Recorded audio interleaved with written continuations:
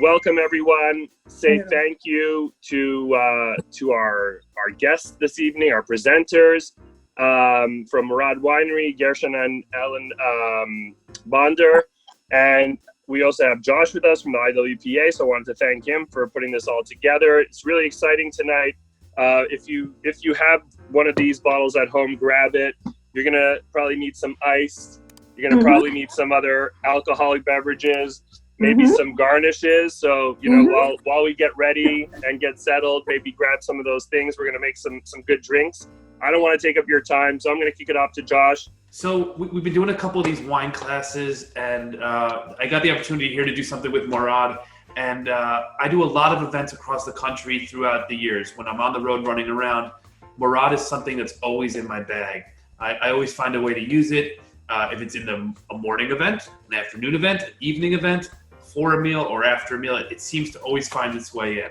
And for the person that's drinking a big heavy red and says they don't like sweet wines, all I do is pour a tiny bit in their glass and let them smell it, and Morad does the rest.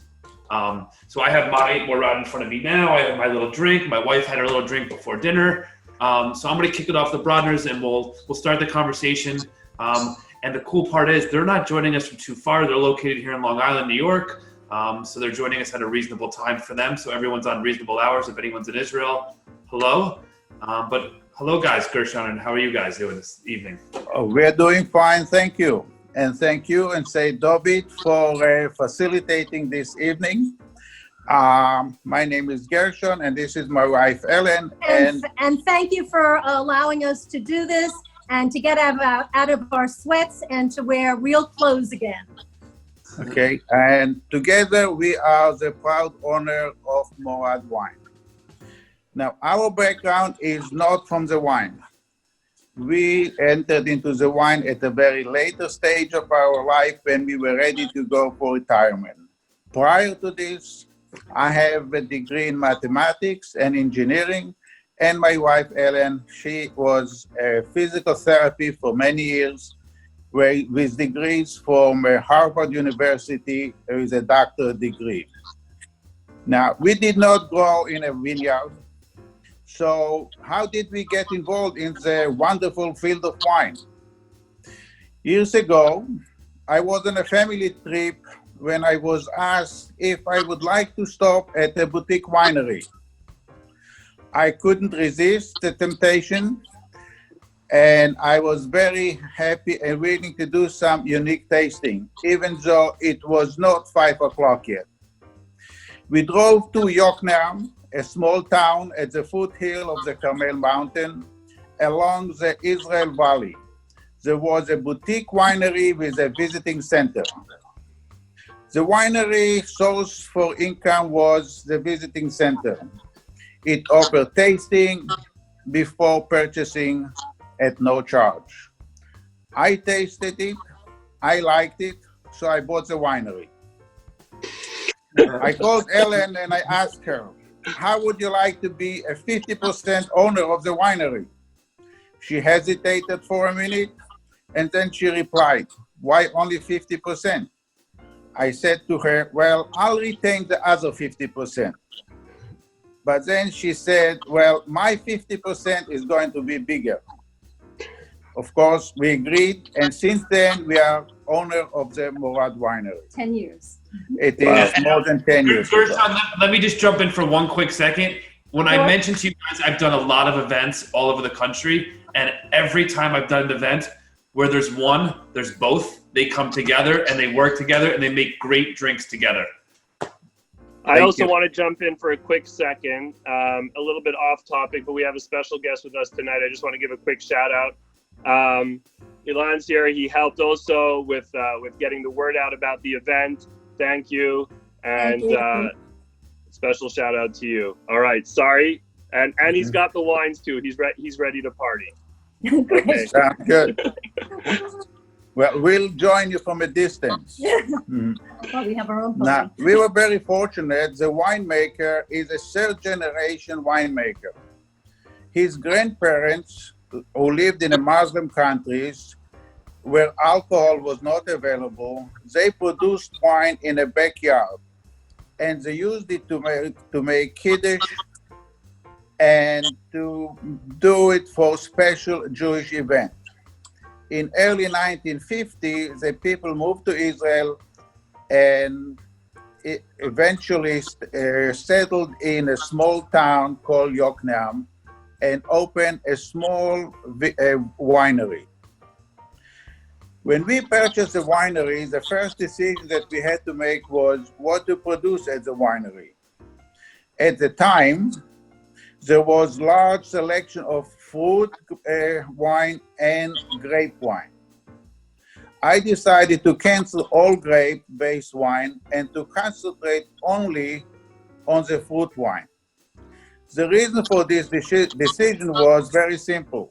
There are many very good Israeli wine that are produced from grapes. However, there is no one that has a large variety like we do that produces fruit wine.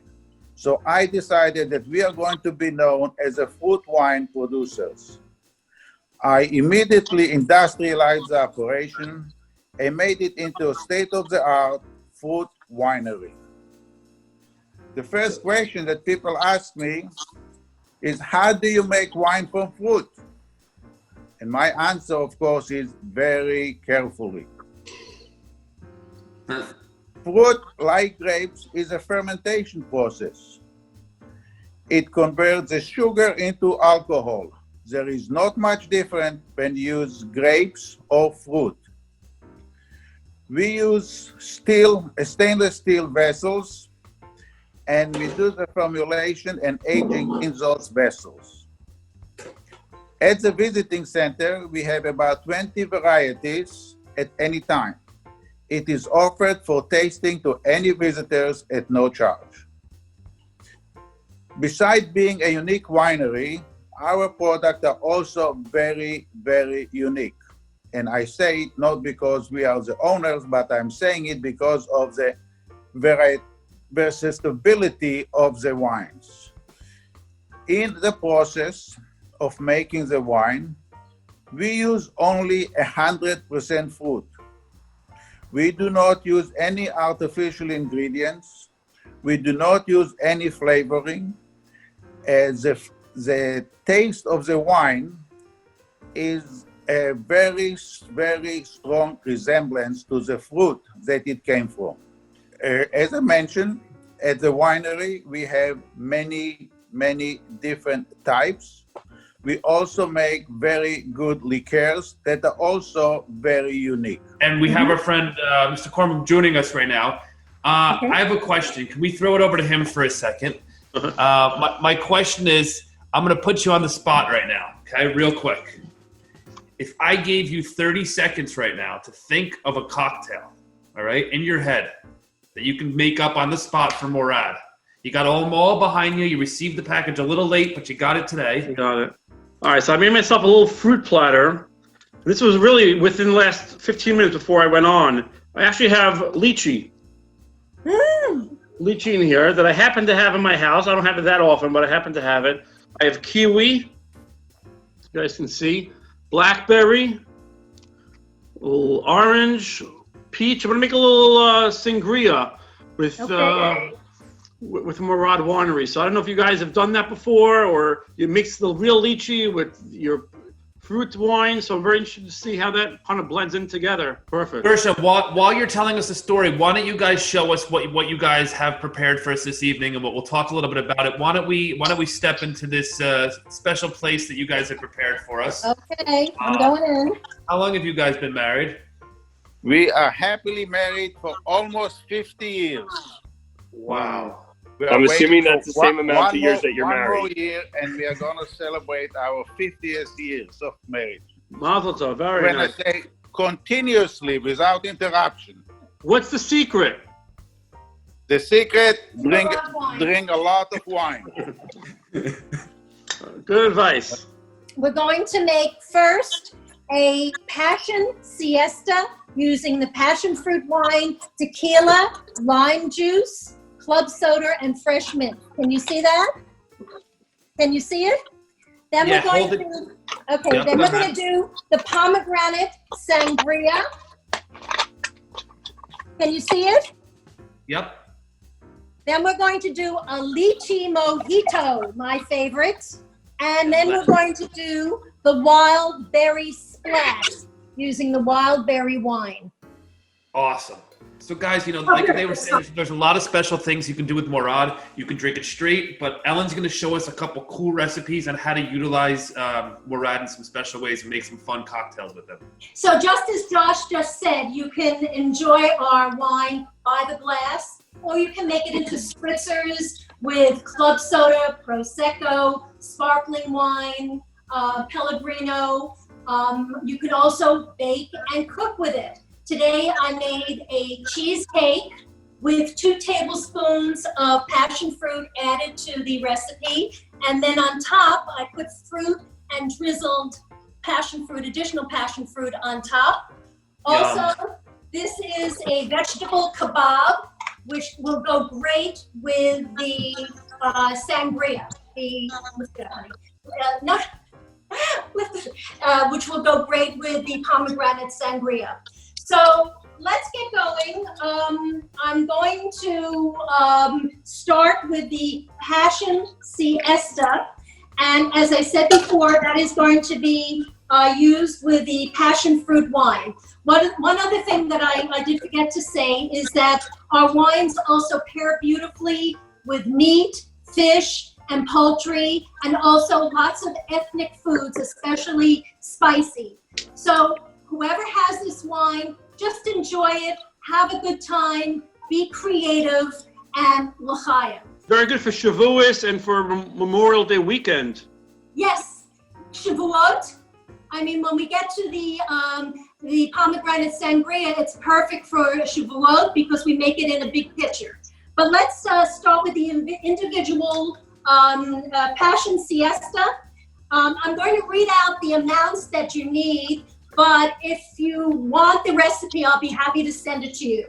So you're going to take 3 ounces of Morad passion fruit wine, 1 ounce of tequila, 1/2 ounce of fresh lime juice, fresh mint leaves, and club soda. Okay, so I'm going to pour everything into the shaker with ice.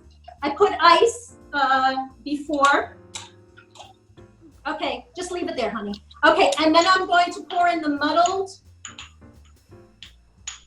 mint, which I picked from the garden, and I muddled it with a little bit of fresh lime. And then you're going to shake it up really well. I'm serving it in a martini glass, and I rimmed it with some salt. Then you pour in a dash of club soda and salute.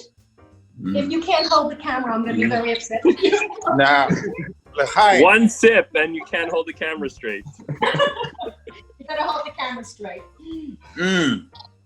Voila. All right, turn it on.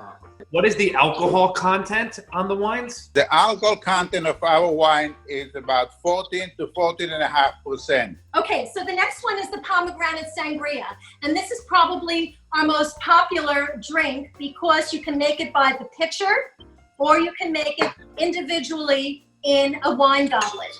So for this, you have to add almost a complete bottle of the pomegranate wine. I already have ice and cut up fruit in here to save some time. There you go, Elon.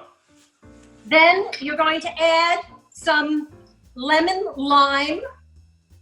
And then the best part is vodka.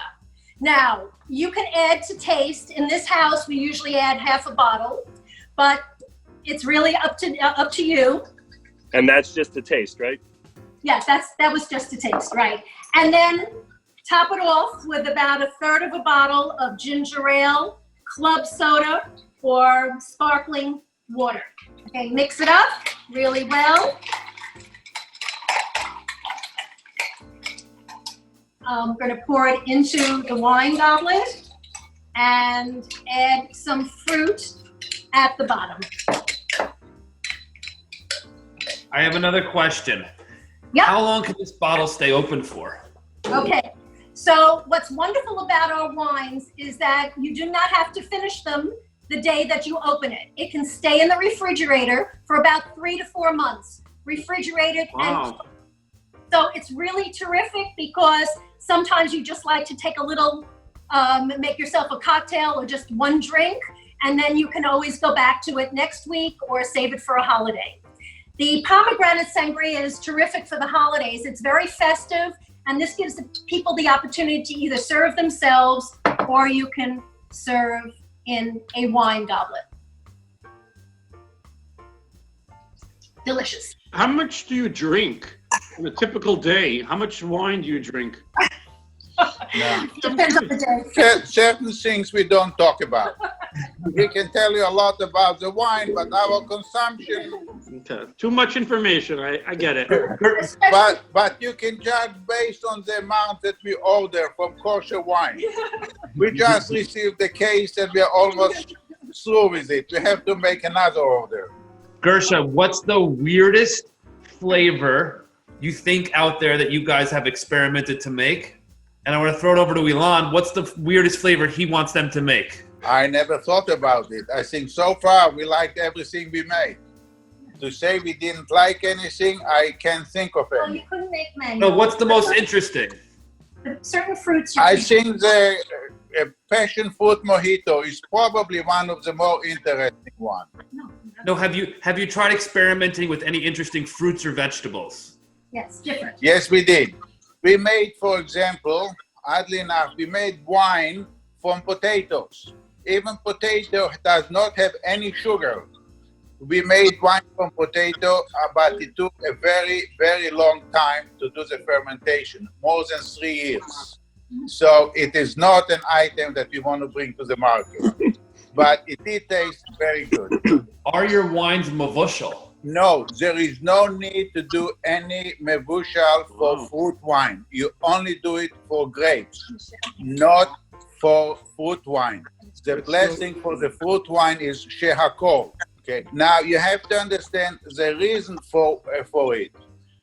At the ancient time, the Jews did not want to have their wine to be used for any idol worshipping. So by cooking the wine, making it mevushal, it made the wine unusable for idol worshipping. Since then, this tradition is kept, but since there is no more idol worshipping, not that I know of, then it is really a moot point. But anyway, fruit wine does not have to be mevushal. And then what's your most favorite? It's like, what's your child? I don't know if you can answer that, but the most popular and what's your favorites? I would say the most popular is our passion fruit, and my favorite, passion fruit and lychee. So the next is my favorite, the Lychee Mojito. And so you'll need the lychee wine, the Morad lychee wine. You'll need 1 ounce of white rum, 1 ounce of club soda, 1 teaspoon of fine sugar. So I have 2 little packets here. And fresh mint muddled with lime juice and watermelon. So I'm going to pour everything into the shaker. Now you guys also make a watermelon wine. So are you using that or are you using watermelon? We don't have the watermelon here in the States. So we are using regular watermelon. All right. And can you talk about the actual passion or the actual lychee fruit itself, how difficult it is to grow and peel and work with? Sure. One of the nice things that is lychee is a versatile fruit where it grows on all continents. However, the period that it can be harvested is very, very short. The season is about 2 weeks. So whatever you get in 2 weeks, that's what you have for the year. And by the way, for everyone who hasn't been to the winery, I strongly recommend. And of course, I would never recommend anything if I haven't done it before. So here's some picture proof, a little throwback Thursday picture this is from 2018. When Gershon was just as white, but I wasn't as white. or as great. Good times there at the winery, and every single drink there is true to the original fruit. Like the lychee tastes like lychee, the watermelon tastes like watermelon, and they have these little cups there on the counter. And if you don't pace yourself, you can't really drive out of the parking lot after you're done with your visit. Before I pour the mixture of the mojito, I'm going to put the sugar over the ice in the glass. Then I've already muddled the mint with watermelon and some fresh lime juice. Pour it in. Stir it. Pour it over the ice and the sugar mixture. Add a little bit, you can add a little bit of club soda, a little bit more, and then garnish it with some fresh mint. Ellen, what I do a lot when I'm running around and I'm using this, I think I tell people the most common thing is it brightens up a party. Like it's a good thing when someone walks in and they see this glass and they see it, it's fun. It's something just fun for the backyard or the front yard. Delicious. When you said that you can age the wine for that long, people know that when you put a wine in the fridge, it changes. Does the wine change at all, or is it the same exact as when it starts as it is in the fridge for a little bit? It doesn't, it's not going to change at all as long as you keep it refrigerated. I would not keep it for more than 3 months, but to be quite honest, it probably won't even last that long because you're going to enjoy using it. So, you know, the quicker you use it, the fresher it will be, but it can stay for about 3 months. All right, we got another question. Is there a technical difference between a fruit wine and a fruit liqueur? Yes, very much so. Turn to talk to them about liqueurs. Fruit wine is a fermentation process. A liqueur is not a fermentation, it's really an extraction process. Very, very different. Now, in fermentation process, you allow the sugar to be converted into alcohol. In making liqueur, you use alcohol and you extract the taste of the product that you want to make it into the liqueur. Like if you make like a coffee liqueur, you take the alcohol and you extract the taste of the coffee beans. Very, very different process. Sorry, David. We got another question here about calorie count. I think that's very important to a lot of people these days. Don't count the calories, just enjoy life. That's very true. But with all due respect, how many calories are there in these drinks? Really? Honestly, I don't count. Wait, and you said you have a degree in mathematics? I do. That shouldn't be difficult for you then. Well, counting is for accountants. Mathematics does not use accounting. For the last drink, I'm going to use the wild berry wine.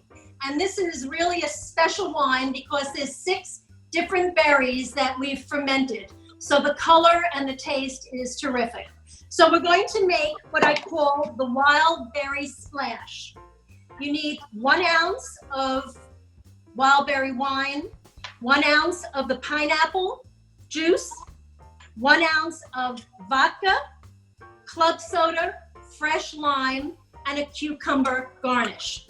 So I'm going to add the wine and the pineapple juice and the vodka to the shaker with ice. And shake up well. Okay, I'm going to put it in an old-fashioned glass. And Ellen, while you're garnishing that drink, one of the questions that just came in, a lot of us know the process of grapes. We know how grapes are crushed and then this and then that and put into barrels and aged. And then is it the exact same way for, if we picture that lychee fruit that was held up before, is it the exact same thing that's done with that? Okay, it's the same process as grapes. In other words, you use the fruit. Sometimes we use only the juice, but with some of the skin, and it then goes to filtration process after the fermentation. I've already poured it in. Look at that beautiful color. I'm going to put a little bit of club soda in, a little spritz of fresh lime, and then garnish it with a cucumber. Wow. All these recipes are going to be available to you. You could just email Ellen at the winery. We posted her email address. For those who didn't see it earlier, I'll post it again. But you can get all these recipes sent to you. And of course, you can only make these recipes with Morad wine. It doesn't work with any other similar or substitute product. Our wines are very friendly.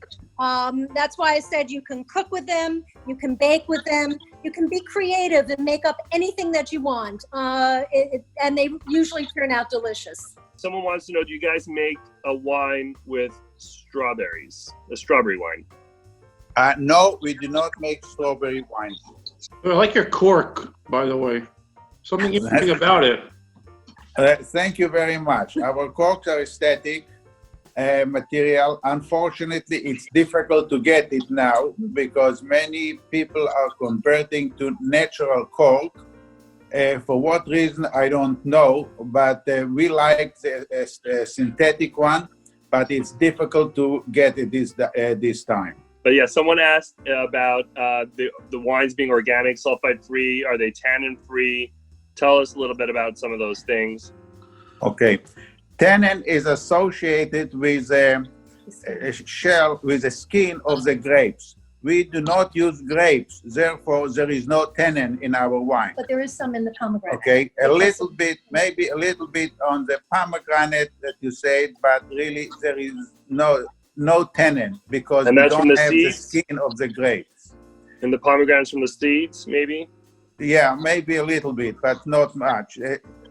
It's really not considered to be a tannin type of wine. Okay, sulfite is used by everyone in order to preserve the liquid. It is used for a very, very small amount by every winery.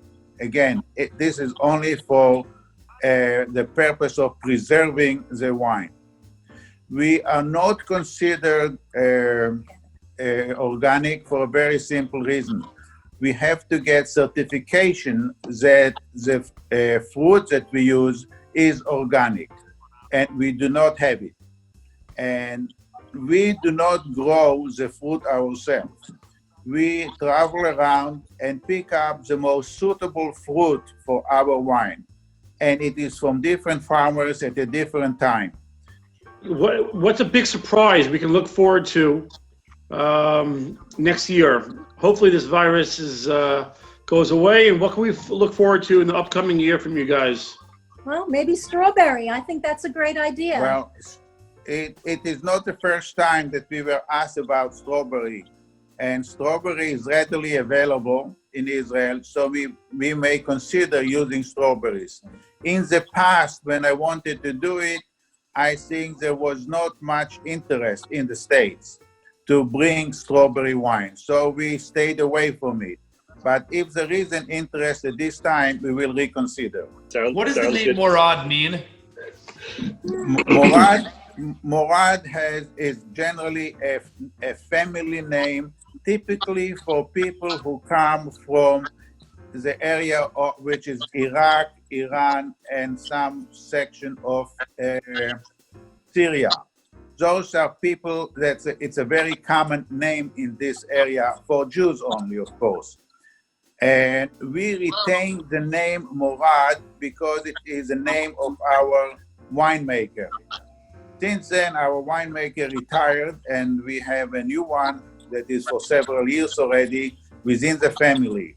Her name is Orit. She's amazing.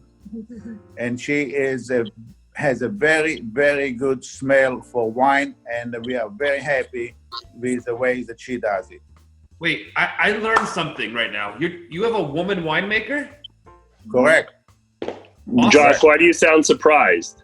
Because it's great to talk about it. I want to tell that story more and let people know that there's in my world of Israeli wineries, there's not many with women winemakers. It's awesome. All right. Like, you guys also have a banana one, right? Or am I making that up? No, We have a banana, but we do not have it in the States. These drinks taste like like the fruits, like it's unbelievable. And if you're not sure what a banana tastes like, drink the Morad banana wine and you'll know. I'm last, so I'll ask again. Do you ever mix wines? No, we do not mix our wines. In other words, when we make wine, it is 100% the fruit in each wine. We do not mix How about other afterwards? than the wild berries, where we have a fusion of 6 different berries. Okay, but if your question is, when I make drinks, do I mix the wine? Absolutely. I may add lychee or the passion fruit into the wild berries to make a very different kind of sangria, for instance. How widely distributed is Morad in the States? Well, this is a very good question, but Josh can answer. I only it ask much good better. questions. Actually, David can also answer because he ships wine everywhere in the States. Pretty much everywhere, thanks to Kosherwine.com. And I say that unbiased and impartial. These wines are readily available across the USA. A wine, if it stands on the shelf, people look at it and say, is that really wine? But once they taste it and enjoy it, they're sold.